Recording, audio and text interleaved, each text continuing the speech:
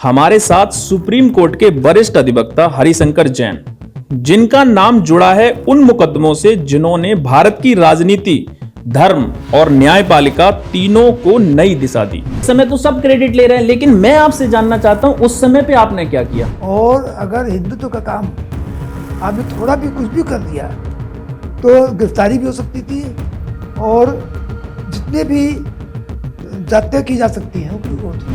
मुलायम सिंह साहब का शासन था, वो ये उस समय की बात कर रहे हैं, जब शुरुआत की बात कर रहे हैं जी। उनके ज़माने में जितनी जातियाँ हुई हैं वही शुरू हुई है, तो मुझसे रहा नहीं गया, मैंने तो मुकम्मल रख दिया। मैं ये जानना चाहता हूं, पहले मुलायम सिंह थे तो उनके आदेश पे आप ले आते थे, जैसे ही अखिलेश बना फिर आप लौट के।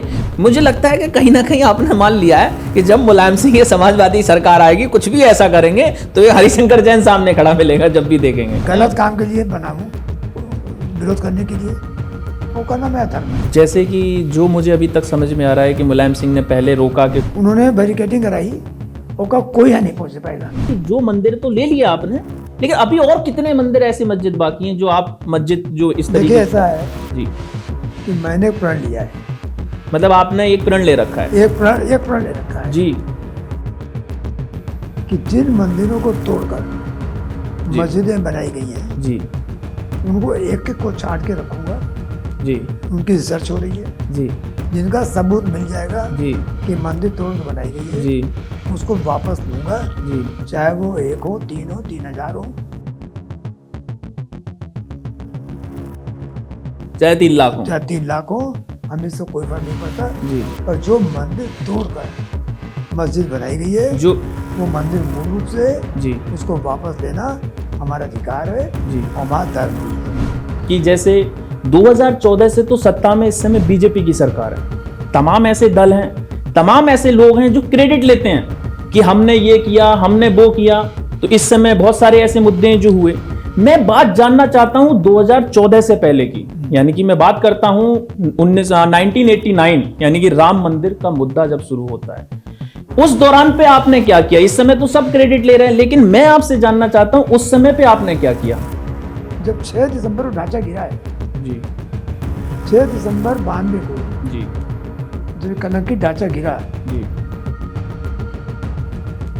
तो उसी दिन मेरी माँ की मृत्यु हो गई। जी। बहुत खुश थी, खुशी में उनको ब्रेन ब्रेन हेमरेज हो गया। खैर जो तरह रह करके फिर मैंने पहला बहुत बड़ा मुकदमा हुआ, वो दाखिल किया कि यहाँ पर पूजा अर्चना शुरू की जाए, जी जो रोक दी गई। जी गवर्नमेंट ने ढांचा गिरने के बाद पूजा रोक दी, ठीक है। तो वो पूजा का आर्डर कोर्ट ने 1 जनवरी 1993 को 1 जनवरी 1993 को ऑर्डर किया कि यहाँ ऑर्डर पे दिया कि यहाँ पूजा होगी होगी। और भगवान राम संवैधानिक पुरुष है, जी लीगल एंटिटी है जी और इनकी पूजा नहीं हो सकती। मेन हो सकती संविधान के पृष्ठों पर भगवान राम का चित्र लगा हुआ है। जी। नमस्कार, मैं दीपक शर्मा।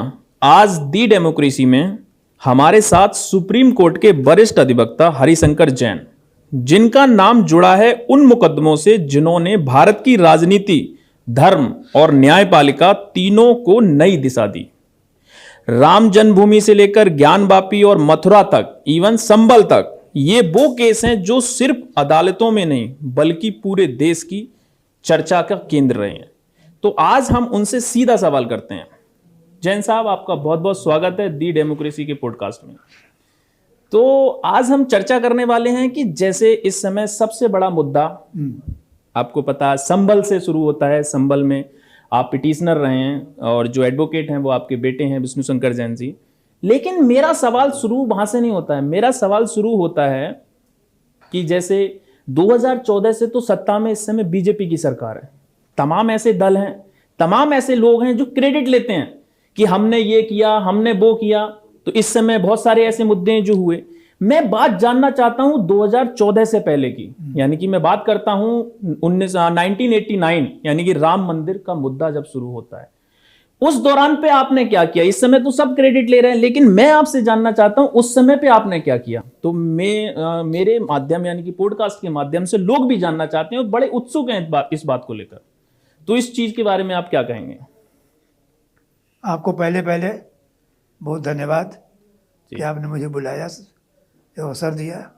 जी और सही है ये बात कि इस समय जी मामला जो है क्रेडिट का चल रहा है। जी पर जब मैंने काम शुरू किया था वो डिसक्रेडिट का मामला था, जी यानी कोई काम करने पर माइनस मार्किंग होती थी। जी और अगर हिंदुत्व का काम आपने थोड़ा भी कुछ भी कर दिया तो गिरफ्तारी भी हो सकती थी, और जितने भी जाते की जा सकती हैं वो होती थी। जी सबको आदमी मालूम है। जी और ख़ास तौर से यूपी में जी।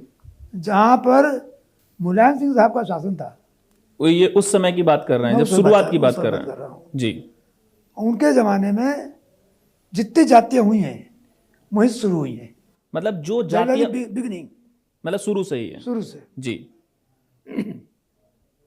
ये बात है 1989 की, जी जब इलाहाबाद हाई कोर्ट की लखनऊ बेंच ने जी जो सूट सिविल कोर्ट में चल रहे थे जी उनको अपना मंगाने का फैसला किया। जी वो ऑर्डर हुआ 10 जुलाई 1989 को। जी उसके बाद अक्टूबर नवंबर तक सारे मुकदमे उसमें आ गए। जी मैंने 1990 के बिगिनिंग में, जी यानी 27 जनवरी फरी रहा हो, हिंदू महासभा की तरफ से हिंदू महासभा की तरफ से जी मैंने अपना वकालतनामा दाखिल किया। ठीक है। And that is the basic point जी जहाँ से मैंने हिंदुत्व के काम के लिए सक्रिय भूमिका की। जी उसके पहले की भूमिकाएं साधारण थी, जी। पर ये कहाँ यहाँ से शुरुआत होती है। ये शुरुआत 1989 की बात बता रहे हैं 89 की बात बता जी। रहा हूँ। 1990 में जब अयोध्या केस आ गया तो मैंने वकालतनामा दाखिल किया हिंदू महासभा तरफ से। ठीक है। उसके बाद समझ लीजिए कि मुलायम सिंह साहब के शासनकाल में जी एक ज़माना था 1990 का ही, ठीक है। मैं 90 की बता रहा हूँ। तो उस समय 90 में क्या मुलायम सिंह मुख्यमंत्री थे जी मुलायम सिंह मुख्यमंत्री थे। उन्होंने क्या किया कि अयोध्या में कोई पहुंचना ना पावे, ठीक है। सारी बैरिकेडिंग कर दी। और जो धर्मशालाएं थी, जी मंदिरों की धर्मशालाएं, जी पुरातन काल से मंदिर चले उनकी धर्मशालाएं, उन्होंने सबसे पहला काम किया कि जितनी धर्मशालाएं थी ठीक और जो आदिकाल से हिंदुओं की चली आ रही थी, जो राम मंदिर के इर्द गिर्द थी, जी उन सबको अधिग्रहित कर लिया। सरकार ने अधिग्रहण कर लिया। सरकार ने अधिग्रहित कर दिया और उसमें पुलिस बल बैठा दिया गया। ठीक है। सभी धर्मशालाओं पे जिसमें पूजा होती थी, जी पूजा बंद कर दी गई। जी और सारी धर्मशालाओं में एक तरफ से सब पुलिस के पहरे लग के पुलिस वाले आ गए। जी और उनका काम था कि कोई भी आदमी राम मंदिर इधर इधर आने ना पावे। जी। तो जो अधिग्रहण हुआ तो मैं वहाँ गया। अच्छा अयोध्या। अयोध्या गया। मैं देखा तो कितनी पुरानी पुरानी धर्मशाला है जहाँ हिंदुओं की पूजा हो रही है, जी वो बंद कर दिया गया। वहाँ तो बूटों की आवाज़ आ रही है, जी जूतों की। जी। तो मुझसे रहा नहीं गया, मैंने तुरंत मुकदमा दाखिल किया। मुकदमा आपने फाइल किया हिंदू महासभा की तरफ से? नहीं, अपनी तरफ से। अपनी आपने फिर अपनी तरफ से अपनी किया? तरफ से किया। और 18 अक्टूबर जी 1990 जी दिवाली का दिन था। जी। इस केस की स्पेशल बेंच बैठी। ये इस चीज़ से ही आप बात बताता हूँ। 18 अक्टूबर 1990 दिवाली के दिन में मेरा ही जन्मदिन है। मैं 18 अक्टूबर 1990 को ही जन्मा हुआ हूँ। बहुत बढ़िया, बहुत बढ़िया। जी। तो उसी दिन मैंने केस दाखिल किया और अर्जेंट सुनवाई हुई। जी और सुनवाई हुई कि छुट्टी के दिन जी कोर्ट इस केस के लिए बैठी और आदेश पारित हुआ कि धर्मशाला अधिग्रहण अवैध है, गलत है। जी। और उसको स्टे कर दिया गया। स्टे हो गया उस पे जो इन्होंने अधिग्रहण किया और था। कहा धर्मशाला खाली कर दी जाए। खाली कर दी जाए। सब धर्मशाला खाली हो गई, ठीक है। सबके सब। ये बिगिनिंग थी। ये बिगनी शुरुआत थी। बिगिनिंग। उसके बाद क्या होता है? उसके बाद जो इन्होंने बैरिकेडिंग की थी जी उसके खिलाफ किया। जी फिर जो एक बहुत बड़ा मुद्दा बताने जा रहा हूँ, जो आप उनका नाम जानते होंगे, जी। जैसे के एम पांडे का। के.एन. पांडे। के एम पांडे जी। जो ताला खोलने का आदेश दिया था अच्छा। राम मंदिर का, जस्टिस जो थे। जस्टिस थे जी।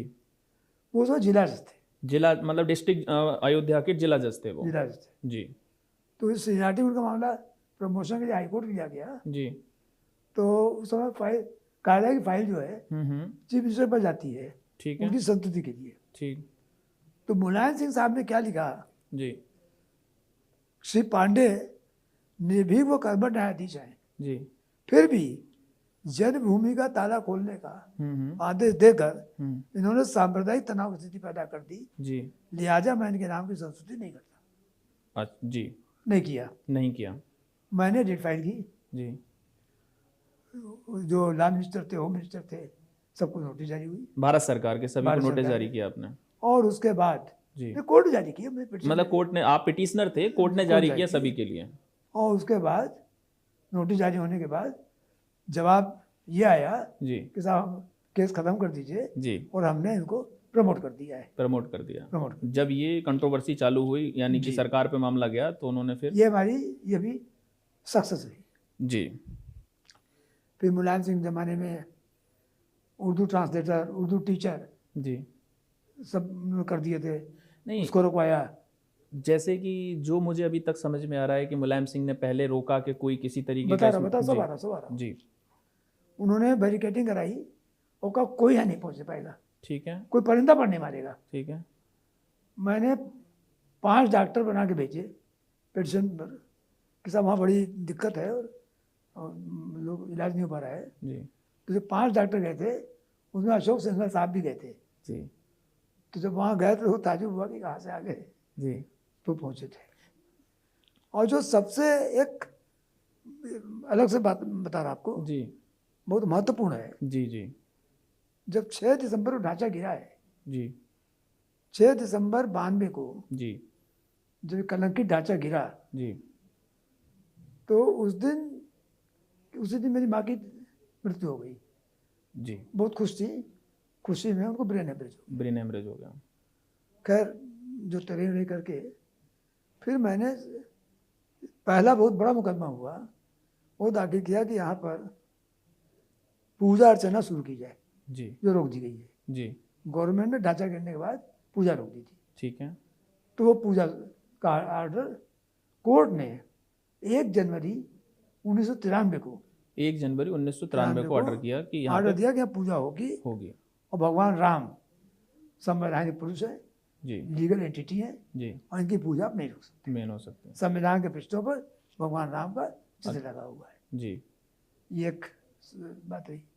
आपने पूछा 90 से क्या किया तो 90 ये जैसे मैं देख रहा हूँ 90, 89, 90, 91, 92, 93, यानी कि मंदिर के जो आदेश हुआ है, यानी कि भगवान राम का यहाँ पे पूजा शुरू और कर उसी सकते आदेश से जो पूजा होती रही जो जब तक केस खत्म हुआ वो उसी आदेश पे आगे तक का केस चला है। मतलब उसी आदेश जो 93 को आदेश हुआ जनवरी में, उस आदेश पे ही प्रोसेसिंग आगे लगातार चलती रही है, जो लगातार मैं मानता हूँ। क्योंकि जैसे आप लगातार मुलायम सिंह का जिक्र कर रहे हैं, मुलायम सिंह ने, सबको पता है कि ढांचा जिस तरीके से रोका गया, पुलिस बैरिकेडिंग, राम मंदिर, कार सेवक, बहुत सारी चीजें ऐसी थी, बहुत ही हुजूम था, एक जुनून था लोगों के। अरे मैं बताऊं, उन्होंने जो गोली चलवाई है जी, तो लिस्ट आई सरकारी तो 16 आदमी मरे।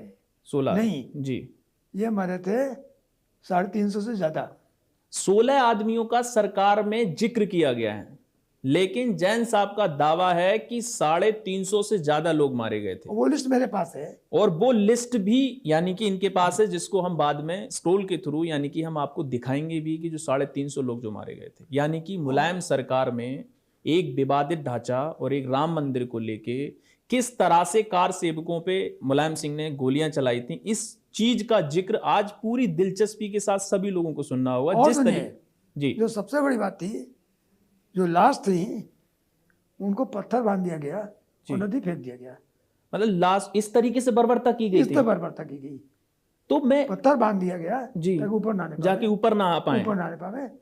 और लिस्ट है मेरे पास 350 से ज्यादा की है। बहुत बड़ा दावा है ये, जिस तरह से दावा नहीं है जी, असलियत है ये, मतलब असलियत बात है। जिस तरह से कहा जा रहा है कि लगातार ये असलियत है कि कितनी सारी लाशों को पत्थर से बांधकर पानी के अंदर डुबो दिया जाता है, जिससे कि वो निकलकर ऊपर ना आ पाए। लेकिन फिर मैं एक थोड़ा सा इसी विस्तृत जानकारी में, जैसे आपने ये पूरी बात अपनी, क्योंकि आपने उस चीज को लड़ा है, आपने फाइट लड़ी है, जो यहाँ तक इस केस आज हम सब लोग राम मंदिर पूरे एक विश्व में प्रख्यात है, आज सब तरीके से लोग जा रहे हैं, रामलला के दर्शन कर रहे हैं। कहीं ना कहीं शुरुआत वो आपकी थी, जो आज हम सब लोग देख पा रहे हैं।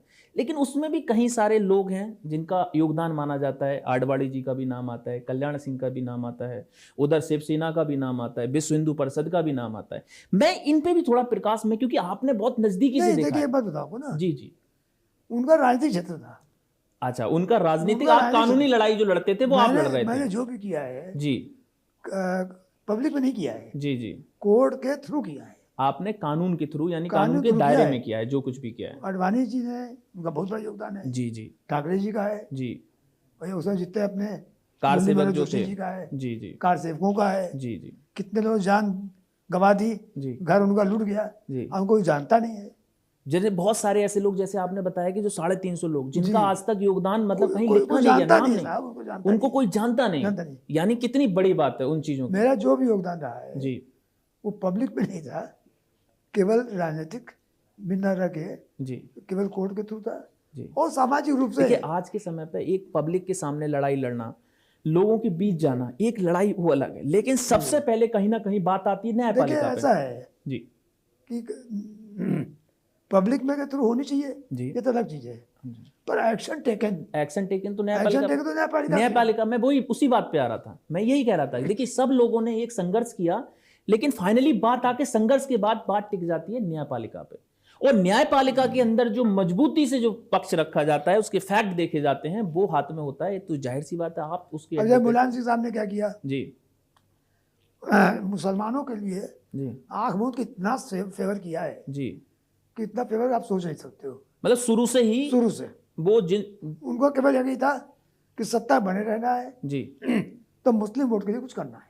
मतलब जैसे देखा जाए तो वो उन्होंने मुस्लिमों को हमेशा यूज मानूं मैं, या नहीं उनको, नहीं नहीं, हाँ जी उनका पूरा दिमाग बदल चुका था। जी ये नहीं मानते खाली बड़े भाई वो थे और हिंदू थे, और उन्होंने जो है खाली वोट के लिए किया, नहीं, वो दिल और दिमाग से भी, जी जो उनको लोग मुल्ला मुलायम कहते हैं, जी। वो सही कहते हैं, अच्छा बदल चुके थे। जी तो उन्होंने, सुनिए, मुसलमानों को इनडायरेक्ट रिजर्वेशन देने के लिए जी, उर्दू ट्रांसलेटर पोस्ट की, जिससे उर्दू कि ट्रांसलेटर जानबूझ के, जिससे कि हिंदू लोग उसमें जा ही नहीं पाएंगे, जब जा ही नहीं पाएंगे। जा ही नहीं पाएंगे, उन्होंने रूल ऐसे बना दिए होंगे। उर्दू टीचर, उर्दू टीचर रखवा दिए गए। अब उर्दू टीचर पढ़ने वाला एक लड़का होगा जी उर्दू से, और उर्दू टीचर को जिसने आज तक साइंस नहीं पढ़ी, जी मैथ्स नहीं पढ़ी, हिंदी नहीं पढ़ी, इतिहास नहीं पढ़ा, वो उसको टीचर बना दिया गया और सारे सब्जेक्ट पढ़ा रहा है। जी इसको मैंने चैलेंज किया, जी। जजमेंट है मेरे पास, कोर्ट ने उसको रोका। ये उस समय की बात बता रहे हैं जिस समय मुलायम सिंह ने मुस्लिमों के प्रति एक वो दिखाने के लिए, अपनापन दिखाने के लिए, आरक्षण, यानी आरक्षण नहीं कहेंगे, जानबूझ के एक ऐसा बनाने के लिए जिससे कि कोई दूसरा, क्योंकि उर्दू में जब वैकेंसी निकलेगी, उर्दू के टीचर अपॉइंट होंगे, तो हिंदू कोई उर्दू इतना नहीं जानता है, वो कौन जानेगा, वो एक ही कौम, मतलब यानी कि मुस्लिम जानते हैं। तो उनको सीधे सीधे फेवर पहुंचाने के लिए उर्दू की वैकेंसी हायर की गई थी, जो कि जिस तरह से जैन साहब ने बताया। जैसे उर्दू ट्रांसलेटर की पोस्ट जी सचिवालय में जी सारे गवर्नमेंट दफ्तर में बना दी गई, जी और वहाँ भैया कितने डॉक्यूमेंट उर्दू ट्रांसलेट होने हैं, जी और काम क्या है, उर्दू ट्रांसलेटर कम जूनियर क्लर्क, जी। तो जूनियर क्लर्क पर आपने 15% आरक्षण कर दिया, तो एक तरह से मुसलमानों को इनडायरेक्ट आरक्षण, इनडायरेक्ट ही, सीधे सीधे देखा जाए तो ऐसा बना दिया गया जो सीधे ही उनको ही जाना है, उनको ही मतलब जाना उसमें कोई कॉम्पिटिट कर ही नहीं सकता। अरे हिंदू उर्दू कितना पढ़ता, 100 में 1।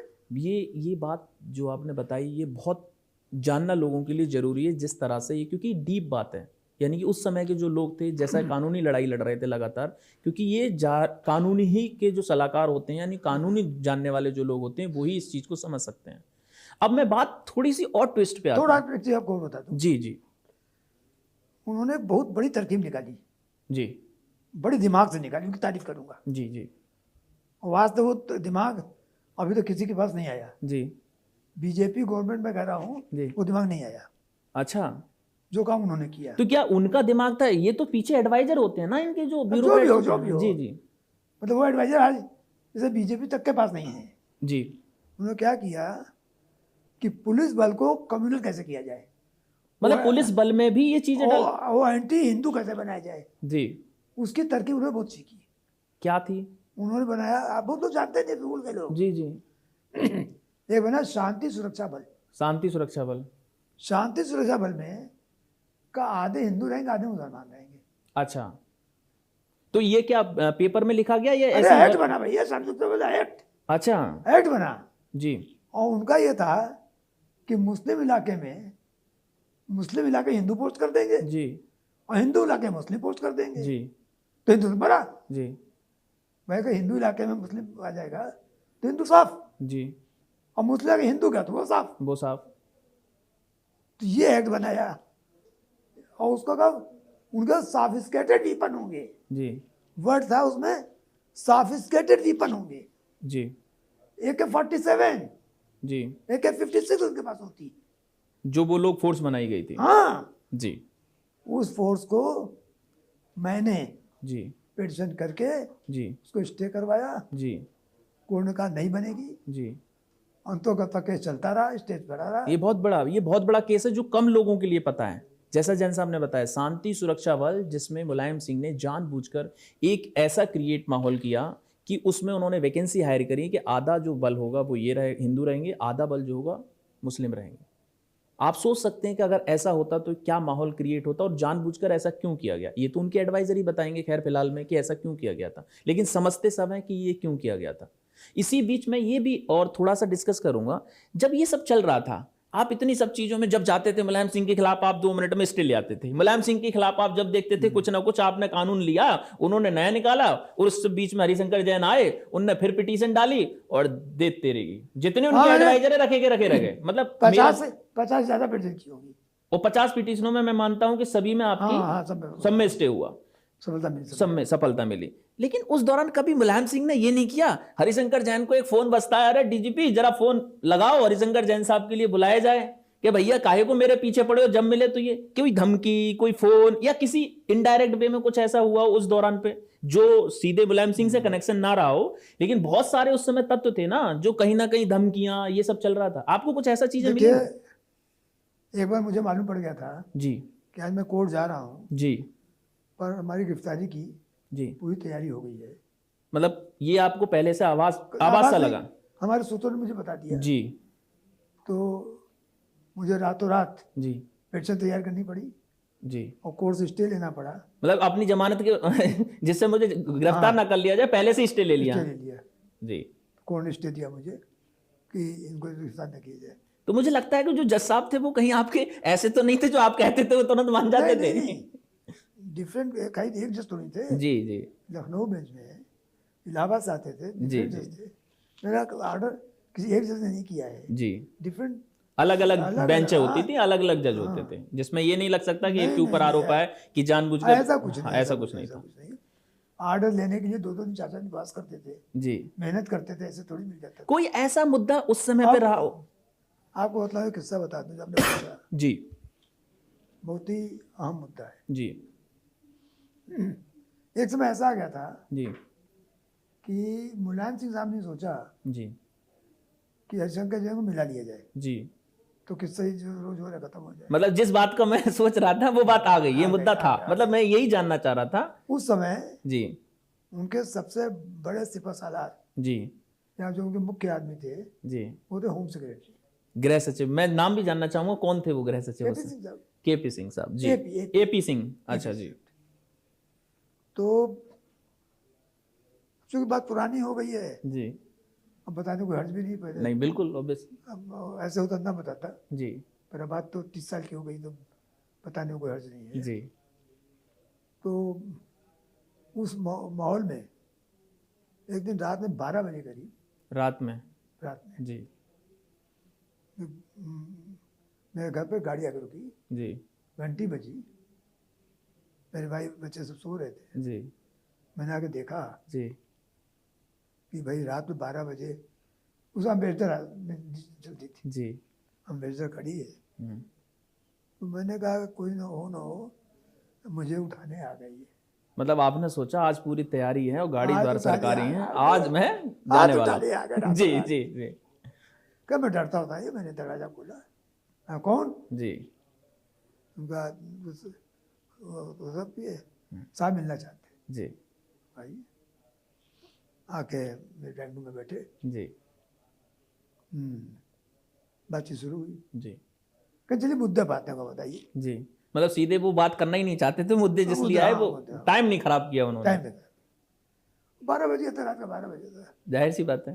वो कहीं बताइए क्या चाहिए आपको, अच्छा, मतलब सीधे सीधे, सीधे जी क्या चाहिए। मतलब उन्होंने घुमा फिरा के ये भी नहीं पूछा क्या है, कुछ बता दीजिए देख लें, उन्होंने सीधे उठाया, बोले अरे बता दो क्या चाहिए क्या सीधे। चाहिए।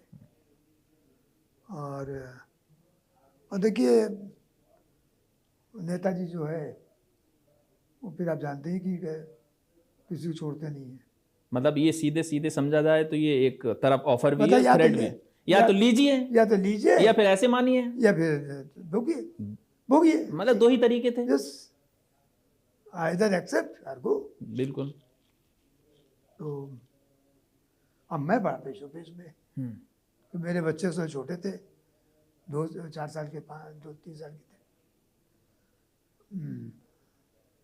तो आने का ही तो मामला बस सीरियस है। ये बात है समझ लीजिए कि 86, हाँ 6-7 साल के बच्चे थे उसमें, जी सही। तो मैंने कहा कि बेकार करता हूँ, जी। फिर वो छोड़ेगा नहीं, और हाँ करने का मेरा सवाल ही नहीं। सवाल ही नहीं है। What should I do. उनका मतलब था कि आप मंत्री संतरी कुछ ले लो, जो को सो मिल गया आपको। मतलब उस समय पे जो मांगा जो जाता, मांगो ले मुझे लो। लगता है सब मंत्री सब बना सब दिया ले जाता लो, आपको। सब ले लो, जो मांगना मांग लो और वरना भोग लो। जी हमने पास में बैठिए आप, जी जरा मैं अभी आता हूँ। जी। मैं आया, देखा मेरी वाइफ सो रही, बच्चे सो रहे हैं। तो एक होता नहीं, मुंह आता है देख के हाँ हाँ, कि अगर नहीं मानता उठवा लें तो इनका क्या होगा। इनका क्या होगा, मन में एक हाँ, बहर बना हुआ था। चलिए हम तो मर के चले जाएंगे, हम्म। इनका क्या होगा। इनका क्या होगा। वो एक बात वो मैंने सोचा, फिर मैं छोड़ो अपने, मैं मंदिर में गया और ईश्वर से प्रार्थना की कि जी मुझे रास्ता दिखाइए जी कि मुझे क्या करना चाहिए। जी। मैं समझ नहीं पा रहा हूँ क्या मतलब 1 मिनट को आपने मंदिर में जाके खड़े होकर ध्यान से सोचा। फिर मेरी अंतरात्मा ने कहा जी, कि जो अंतरात्मा का है वो करना चाहिए। वो करना चाहिए। ये मुझे अंदर जवाब मिल गया जी कि अंतरात्मा को मार के गुलाम मत कीजिए। जी मैंने आके कहा कि नेताजी से कह दीजिएगा जी खरीदार मौजूद है, जी। माल बिकाऊ नहीं है। माल बिकाऊ नहीं है। मतलब शब्द समझिए कि मुलायम सिंह सरकार के तत्कालीन गृह सचिव घर पे आते हैं रात के 12 बजे और जैन साहब को ऑफर देते हैं कि बताइए क्या चाहिए, और एक दूसरा ऑप्शन भी देते हैं, नहीं तो दूसरी तरफ तैयार भी रहिए कि नेताजी क्या चाहते हैं। तो जैन साहब का जवाब ये था, ये बात जानना बहुत जरूरी है सबके लिए, कि भैया आप खरीदार तो हो लेकिन मैं बिकाऊ नहीं हूं। खरीदार बहुत हैं लेकिन बिकाऊ नहीं है। ये वो जैन साहब हैं जिन्होंने लड़ाई कैसे राम मंदिर के लिए, आज तक जो राम मंदिर आज हम सब लोग दर्शन कर पाते हैं, राम मंदिर जो आज विश्व प्रख्यात है, उसकी जड़ की कानूनी लड़ाई जो थी वो हरिशंकर जैन ने लड़ी थी।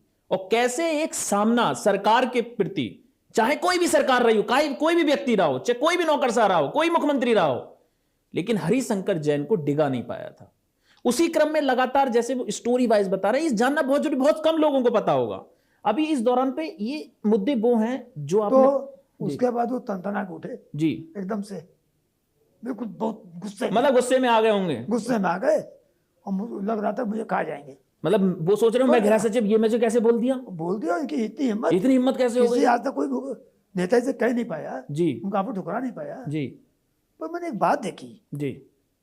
कि जब वो चलने लगे तो उनकी आंखें झुकी हुई थी ऐसे, मतलब ये बात, मतलब आंखें उनकी वो अंदर से कहीं ना कहीं अंदर गिल्टी फील कर रहे थे कि अरे किसी आदमी इतना आत्मबल है कि जो ये भी कर सकता है। देखा जाए तो गृह सचिव प्रदेश की सबसे बड़ी पोस्ट मानी जाती है, क्योंकि लॉ एंड ऑर्डर उसके कंट्रोल में होता है।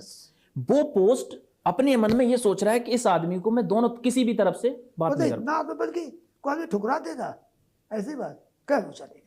जी, मुझे रात में नींद नहीं आई और मैं सोचा कि आज जो है, आज या कल में कुछ ना कुछ मेरा होगा, कुछ ना कुछ अनबल होगा। पर भगवान राम कृपा जी, सब। बहुत ही बढ़िया है। तो इसी क्रम में सबने जैसे सुना ही है, अब हम आगे और क्रम की इसी विस्तार वाइज बढ़ते हैं। आपने राम मंदिर के लिए इतना संघर्ष किया और जिसकी वजह से आप हम लोग राम मंदिर के यानी कि अपने रामलला के दर्शन कर पाते हैं। नहीं, मैं ये नहीं कहता हूँ, जी जी मैं कहता हूँ भगवान राम की सेना में जी कोई ये नहीं कहता मैंने ही किया। जी जी, नहीं नहीं, आप सब मैं सब उस सेना में छोटा सा सिपाही, जी, लीगल फील्ड में छोटा सा सिपाही मैं भी था। कहीं ना कहीं, क्योंकि जो लड़ाई चली थी वो कानूनी मैं लड़ाई कह चली सकता, थी। yes। लड़ाई मतलब ग्राउंड से लड़ाई कानूनी कानूनी, लड़ाई वो थी। कानूनी लड़ाई के सिपह सलार यानी कि मेन तो करता धरता आप ही थे। जो- तो मैं तो ये कहूंगा कानूनी लड़ाई में कहीं ना मैं कहीं जो आपकी- सेवा मुझसे हो सकी मैंने जी, किया। अब ये जिक्र लगातार चलता है, क्योंकि अब ये पुरानी बात होने के बाद आज चलो हम रामलीला, क्योंकि अब तो जी, सरकार जी। भी बीजेपी की है, जी। इस समय राज भी योगी राज है। योगी की हर कोई जानता है, योगी आदित्यनाथ की सरकार में किस तरह से काम चल रहे हैं। उत्तर प्रदेश के अंदर ही हम बात करें या बीजेपी के पूरे जो बीजेपी शासित राज्य है, वो कहीं ना कहीं आपको देखने को मिलेगा इस समय मंदिर मस्जिद बहुत चल रहा है। कोई कहीं, अभी आपने फतेहपुर का भी देखा एक ढांचा जिस तरीके से हुआ, उसमें भी मार तमाम। लेकिन सबसे बड़ा मुद्दा मैं बात करूंगा, राम मंदिर के बाद ज्ञान वापी की तरफ बाद में आएंगे, लेकिन मैं बात अभी के करंट से करूंगा, वो करूंगा संबल मुद्दे के बाद। संबल मुद्दे की जो एक याचिका डाली जाती है, यानी कि पिटिशनर आप हैं और एडवोकेट आपके बेटे हैं, जी। ये कैसे आपको पता चला? मतलब थोड़ा मैं भी जानना चाहूंगा ना, आपको कैसे हाईलाइट कर लेते हो? और अभी जो मंदिर तो ले लिया आपने, लेकिन अभी और कितने मंदिर ऐसे मस्जिद बाकी हैं जो आप मस्जिद जो इस तरीके देखिए ऐसा है जी, कि मैंने प्रण लिया है, मतलब आपने एक प्रण ले रखा है एक प्रण ले रखा है जी, कि जिन मंदिरों को तोड़कर जी। मस्जिदें बनाई गई हैं जी उनको एक एक को छांट के रखूंगा। जी उनकी रिसर्च हो रही है, जी जिनका सबूत मिल जाएगा जी कि मंदिर तोड़ के बनाई गई है, जी उसको वापस लूंगा। जी, चाहे वो 1 हो, 3 हो, 3,000 हो, चाहे 3 लाख हो चाहे 3 लाख हो, हमें इससे कोई फर्क नहीं पड़ता। जी, पर जो मंदिर तोड़कर मस्जिद बनाई गई है, जो वो मंदिर मूल रूप से जी उसको वापस लेना हमारा अधिकार है जी, और हमारा धर्म भी है। ये बहुत बड़ी बात है।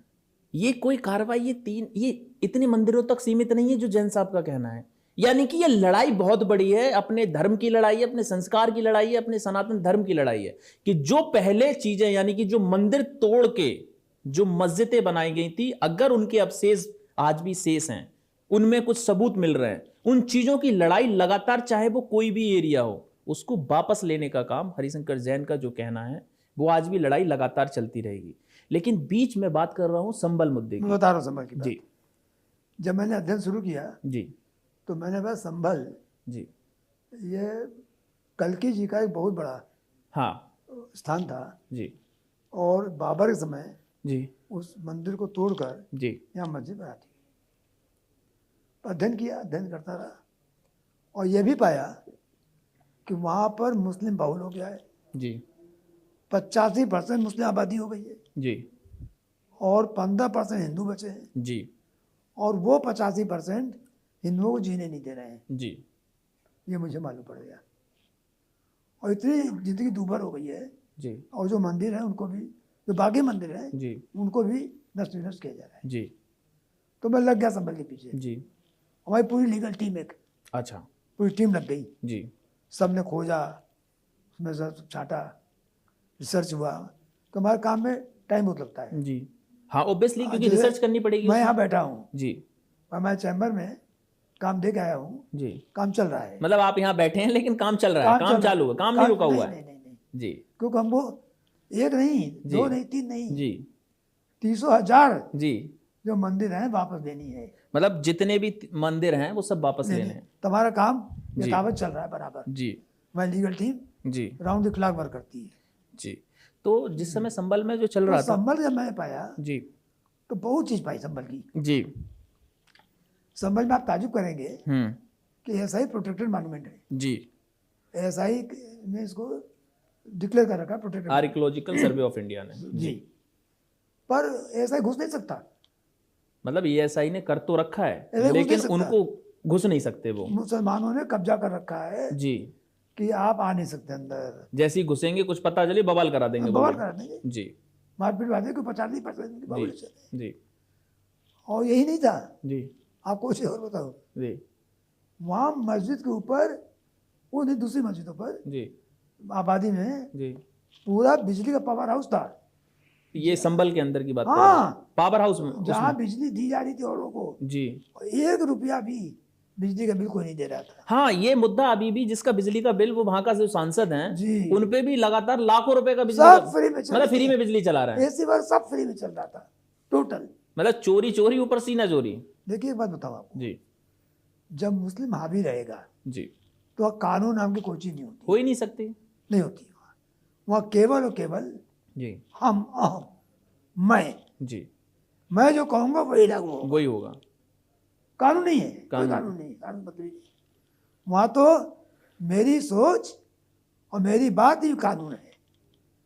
अगर तुम्हें बिजली का बिल लेना है जी तो जान प्यारी की बिल प्यारा है। जी, जो कर्मचारी जाते थे बिजली के हम्म, तो वापस जाओ। वापस, क्योंकि उनकी हिम्मत ही नहीं पड़ती कि या तो मारे जाएंगे वो, अगर ज्यादा होंगे, नहीं तो पीट दिए जाते होंगे। Yes.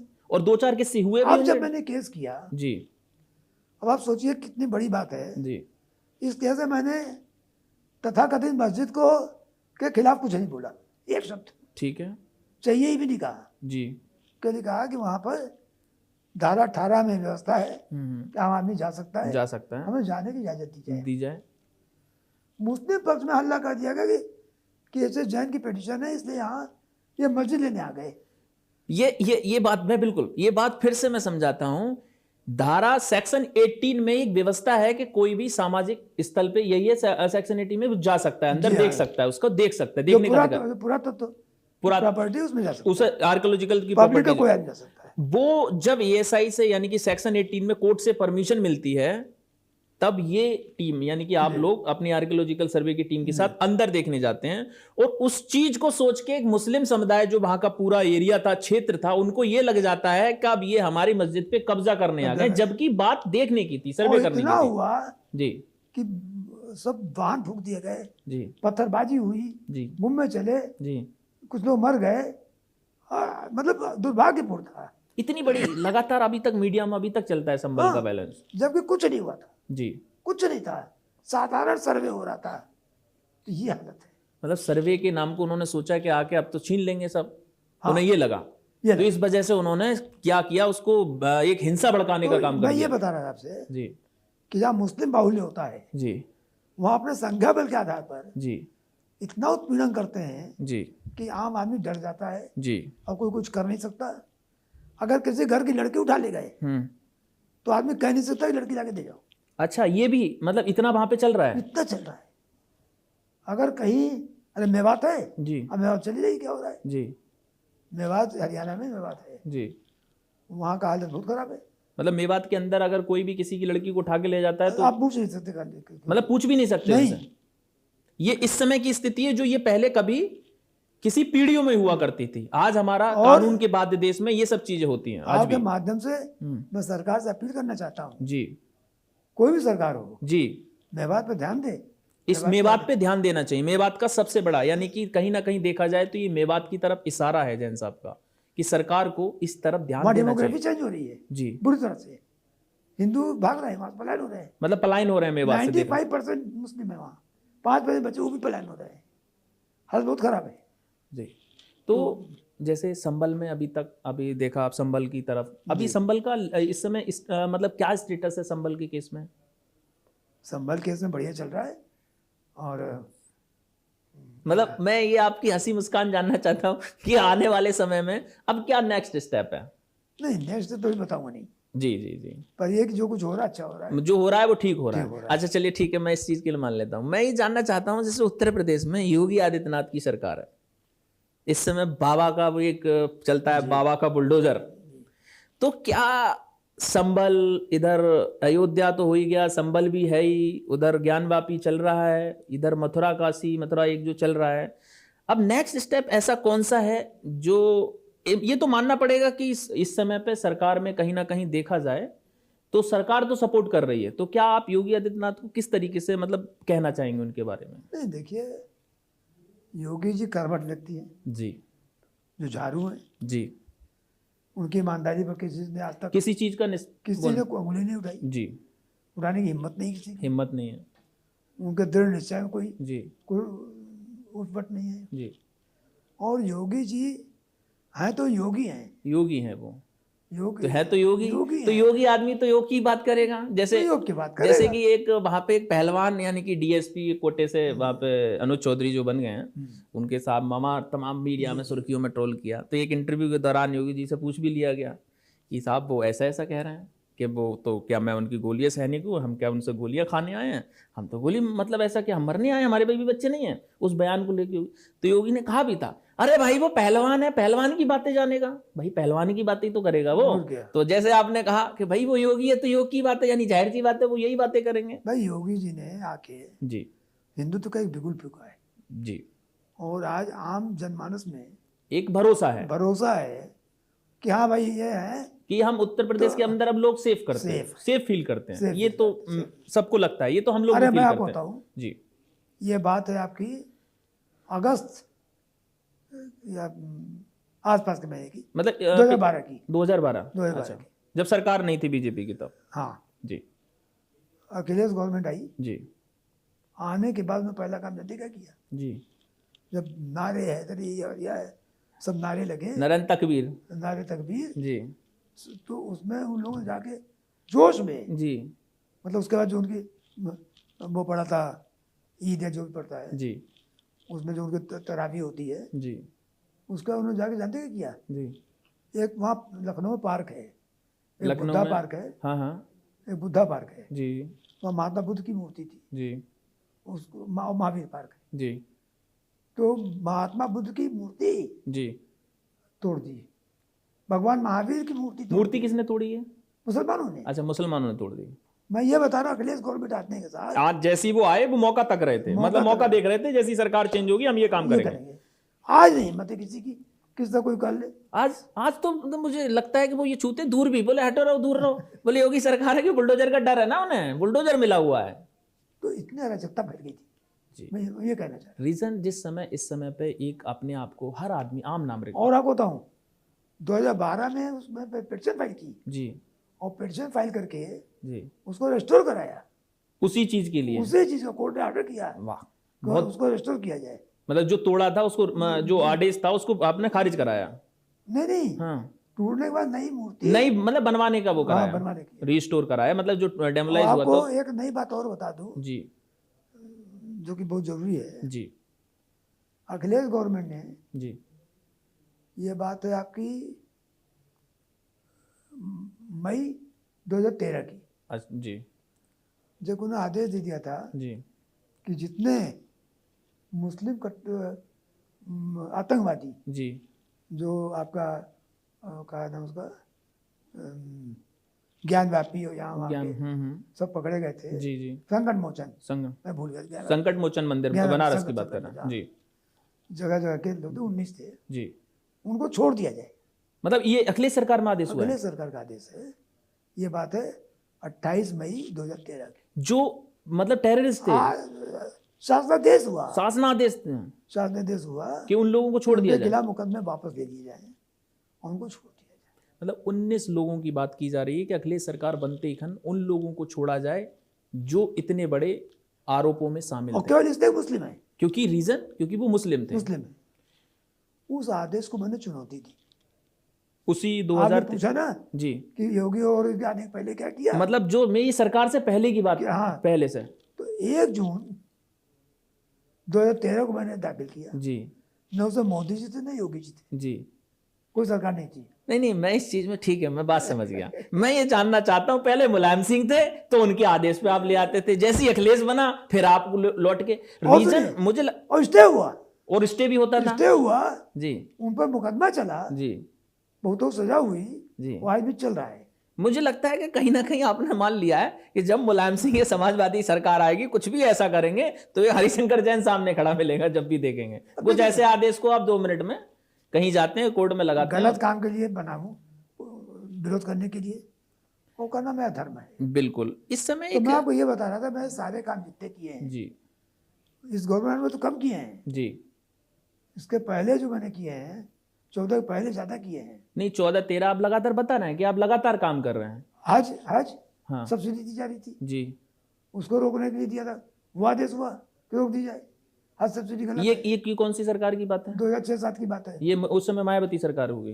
ये केंद्र की बात है। अच्छा, केंद्र में जब कांग्रेस की सरकार थी, तो मैं तो काम बराबर करता रहा हूँ, मतलब लगातार कहीं ना क्योंकि कहीं हमारा देखा।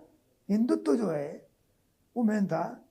देखिए, जी जो आज आप बात कर रहे थे शुरू में कि लोग क्रेडिट ले रहे हैं, जी जी आज जो काम क्रेडिट नहीं ले रहे कर जी। रहे हैं, कि हमको बायोडाटा दिखाना है, जी, हमको मंत्री पद चाहिए, मतलब वो उस दौरान का पुराना या हमको लेखा टिकट मिल जाए। जी ना मुझे टिकट चाहिए, जी ना मुझे मंत्री पद चाहिए, जी, मुझे मेरी मंदिर चाहिए और मुझे हिंदुओं का वैभव चाहिए। मतलब सीधे सीधे कहा जाए तो सिर्फ सनातन धर्म के लिए जो एक चीज़ है वो जैन साहब ने ठान रखी है कि मुझे कोई पॉलिटिकल एजेंडा से मतलब नहीं है, मुझे कोई मतलब नहीं है, मुझे सिर्फ अपने धर्म से मतलब है। जो मेरी चीज़ है वो मैं वापस लेके रहूँगा, जो मेरे धर्म की चीज़ है वो वापस लेके रहूँगा। जैसे अभी आपने एक जिक्र किया था कि मुलायम सिंह ने सीधे सीधे कहीं ना कहीं फेवर पहुँचाने के लिए मुस्लिमों के लिए उर्दू कंपलसरी कर दिया था। वो ये एक नया जो इस समय पे कर्नाटक में भी देखने को आ रहा है, वहाँ पर भी उर्दू को कंपलसरी किया जा रहा है, जिससे कि कहीं ना कहीं देखने में आ रहा है कि मुस्लिमों के लिए फ़ायदा यानी आरक्षण दिया जा सके। उस चीज़ के बारे में अभी आपने इस पे स्टेटस देखा, क्या चल रहा है? कर्नाटक बंगाल जी दोनों पर मामला चल रहा है, जी, अध्ययन चल रहा है, देखेंगे। चलिए, जैसे आपने बीच में अभी एक जिक्र कर दिया था कि ताजमहल हो या वो हो, क्या हमें लगता है कि ताजमहल भी क्या ऐसे अवशेष लग रहे हैं कि ताजमहल भी मंदिर हो देखिए, सकता है? ताजमहल मूल रूप से जी, शिव मंदिर है, ताजमहल मूल रूप से शिव मंदिर है। शिव मंदिर है। और आप सबको ये मालूम होगा जी या सुने होंगे जी कि ताजमहल शाहजहां ने बनवाया। जी, बनवाने का मतलब होता है कि नीचे से बनवाता है। नीचे से बनवाता है। मेरे पास सबूत है पक्का, जी कागजी, जी हवा की बात नहीं करता मैं। जी मैं कोई बात हवा की नहीं करता हूँ, जी जो बात करता हूँ सबूत के साथ करता हूँ।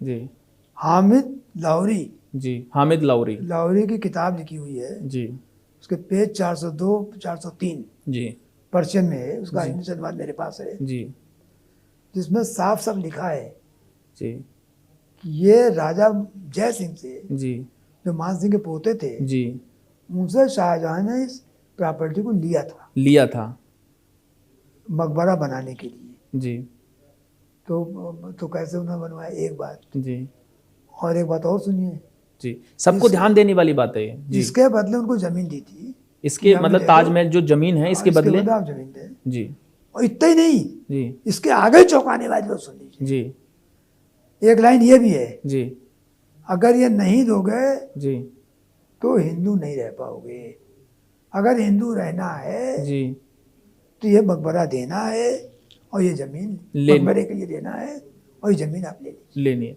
मतलब और ये जो जिसमें ताजमहल बना इस जमीन को जानबूझ के मांगा क्योंकि ये मंदिर बना होगा पहले से, मंदिर था पहले से, तो इसको मकबरे में कन्वर्ट कर दिया। जो बाहर मकबर पर आयतें लिखी हैं जी वो शाहजहां लिखवाई है, पर मूल ढांचा मंदिर का है जी। और आज भी शिव मंदिर वहाँ नीचे है, उसको ढक दिया गया है। ये बहुत बड़ी बात है। ताजमहल जो वर्ड्स ऑफ वंडर यानी कि 7 मंदिरों में पूरे विश्व में विश्व प्रख्यात है ताजमहल, वो ताजमहल का दावा जैन साहब का ये है कि वो मंदिर है, और दावा भी नहीं है, उसके साक्ष्य हैं। नहीं, मैंने 2015 में जी दीवानी दावा दायर कर रखा है जी, आगरा में।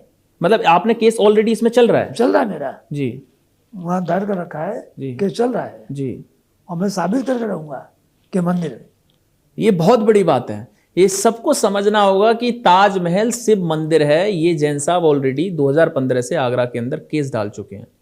यानी कि सोचिए, एक लगातार जितने भी मंदिर जो रहे हैं, जो तोड़ के मस्जिद बनाए गए, चाहे वो कोई भी मकबरा बनाया गया हो, कोई फोर्ट बनाया गया हो, उन सबको वापस लेने की लड़ाई जो है लगातार जैन साहब द्वारा लड़ी जा रही है। तमाम सबसे बीच का जो बड़ा मुद्दा, जो हम लोग इधर बढ़ गए थे बीच में, फिर से संभल पे आता हूँ। संभल में जो मस्जिद है, जामा मस्जिद जो है, उसके नीचे हरिहर मंदिर जी, जो उसके शेष मतलब वो चल रहा है अभी। तो जो वहाँ का सांसद है जो बर्क जियाउर रहमान बर्क, उस पर लगातार अभी देखा कि उस दौरान पे जब ये सब हुआ, आपको कोई या आप बेटे जो विष्णु शंकर जैन साहब हैं, उनके लिए कोई ऐसी धमकी भमकी आनी चालू हुई उस मामले में? नहीं, धमकी जब आई थी जी, वो मामला पुलिस को भेज दिया है जी। अब पुलिस जाने उनका काम जाने, हमसे क्या। तो मतलब लग रहा है कब तक ये मंदिर का सॉर्टेड हो पाएगा, कैसे नहीं, ये कुछ अभी आइडिया? बारे में कुछ मतलब अभी कुछ नहीं कहेंगे इस बारे में, मतलब कानूनी लड़ाई चल रही है, अभी कुछ नहीं कहना है इस बारे में भाई। मतलब मैं आपको एक चीज और बता दूं, जी लखनऊ जी का नाम लक्ष्मण जी से है। जी लखनऊ अपने आप में लक्ष्मण जी के नाम से है। जी, तो वहाँ लक्ष्मण टीला था। हम्म, लक्ष्मण टीला पर टीलेश्वर महादेव जी मंदिर जी थी, जी। उसको तोड़कर टीले वाली मस्जिद बना दी गई मतलब लखनऊ के अंदर। लखनऊ के अंदर। जी 2013 में जी। टीले वाली मस्जिद का मुकदमा दायर किया। जो आज भी 2013 में, पड़ी है। मतलब जब अखिलेश सरकार तभी। हाँ, पिछली सरकार में। जी जी 1 जुलाई 2013 जी डेट बता रहा हूँ आपको। जी जी। उसमें बीजेपी कहीं मतलब कहीं हाँ, कहीं नहीं थी, कहीं नहीं थी। उम्मीद भी नहीं थी कि उम्मीद ही नहीं आएगी, थी। उम्मीद नहीं थी आएगी। मुझे लगता है इतनी आपने सब लड़ाई लड़ी, कहीं ना कहीं बीजेपी की सरकार भी कहीं ना कहीं, ये तो नहीं है ऐसा कि जितने लगातार जो सरकार में लगातार बीजेपी नहीं रही है बहुत सालों तक, और आपने अपनी लड़ाई जारी रखी और आज भी एक भरोसा बना रहा, और जब से बीजेपी आई है फिर लगातार चली रही है सरकार में। तो जो आपकी लड़ाई के दौरान पे आपको डर नहीं लगता था? इतनी लड़ाई आप लगातार जब देखते थे तब सरकार के खिलाफ पड़े रहते क्या थे। है, जहाँ तो जाएंगे एक बार, और जिस दिन लिखी होगी उस दिन जाएगी। जो मुद्दे हैं वो सीधे सीधे आपने बहुत अच्छे तरीके से समझाए हैं, लेकिन उसी बीच जैसे जैन साहब ने सीधे सीधे बताया, क्योंकि जैन साहब बहुत वरिष्ठ एडवोकेट है, सुप्रीम कोर्ट के अधिवक्ता हैं, बेटे भी जो विष्णु शंकर जैन हैं वो भी यही राह पर चल रहे हैं लगातार। तो अपने साफ शब्दों में बताया कि कानून धर्म समाज की लड़ाई सिर्फ अदालत तक सीमित नहीं है, बल्कि हर नागरिक के जीवन को छूती है। जिस तरह से सीधे जैसे समझाया भी, बताया भी कि वो मंदिर एक हो चाहे मंदिर 1000 हो चाहे लाख हो, जो हमारे थे वो हमारे हैं, हम वापस लेके रहेंगे। जो पुराने लोगों ने जानबूझकर तोड़कर उन पे अपना अधिकार जमाया था वो हम सब वापस लेकर रहेंगे, और उन कानूनी लड़ाई में लगातार वो लड़ रहे हैं और वो जीत भी हासिल कर रहे हैं। तो जैसा सबने देखा, जैन साहब ने बहुत तरीके से एक एक चीज बताई, वो बारीकियों से कुछ ऐसे सवाल बताए, उन सब सवालों को बहुत ज्यादा जानना जरूरी था। इसी बीच के लिए मैं आपसे फिर कहना चाहूंगा कि जिस तरह से जैन साहब ने बताया, जैन साहब जैसे लोग ही आज देखा जाए तो कहीं ना कहीं हिंदुत्व के लिए एक कानूनी लड़ाई में सर्वप्रथम रहेंगे और हमेशा ये काम कर रहे हैं। ये सोचने वाली बात है। तो धन्यवाद सर, जैसा आपने हम लोगों के लिए समय निकाला और लोगों से अपने विचार भी साझा किए, जिस तरीके से जो आज भी लोगों को कुछ चीज़ें नहीं पता थी, कुछ पहलू नहीं पता थे, वो आपने साझा किए, इसके लिए बहुत बहुत धन्यवाद सर। धन्यवाद। नमस्कार।